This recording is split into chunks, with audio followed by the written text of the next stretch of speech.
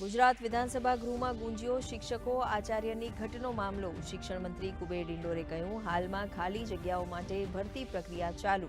તો પાકિસ્તાની જેલમાં બંધક માછીમારોની સ્થિતિ અને મનરેગા યોજનામાં ભ્રષ્ટાચાર મામલે પક્ષ વિપક્ષ આમને સામને। ગાંધીનગરમાં ગુજરાત સેમી કનેક્ટ કોન્ફરન્સનો મુખ્યમંત્રી ભૂપેન્દ્ર પટેલે કરાવ્યો પ્રારંભ। સેમિકન્ડક્ટર અને ફેબ ક્ષેત્રમાં રોકાણ માટે કરાયા 8 MOU। રાજ્યમાં સેમિકન્ડક્ટર ક્ષેત્રે રોકાણથી યુવાનોને થશે ફાયદો।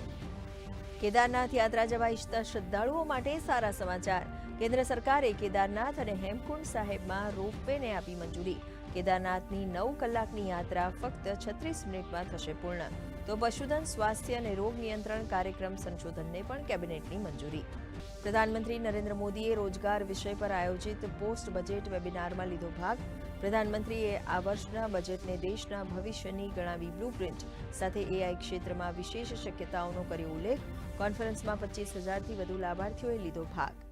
પોરબંદરમાં બિરલા સ્કૂલ પાછળ બાવળના જંગલમાં આગ। પવનને કારણે આગ બની વિકરાળ। આગ પર કાબુ મેળવવા ફાયર બ્રિગેડના પ્રયત્ન। બિરલા કોલોનીના લોકોનું સલામત સ્થળે કરાયું સ્થળાંતર। કચ્છના હમીરસર તળાવ વૈશ્વિક સ્તરે ઝળક્યું। ભુજ શહેરની ઐતિહાસિક જળ વ્યવસ્થાને વર્લ્ડ મોન્યુમેન્ટ્સ વોચ 2025માં મળ્યું સ્થાન। હમીરસર પ્રણાલીને પુનઃજીવંત કરવાની તક।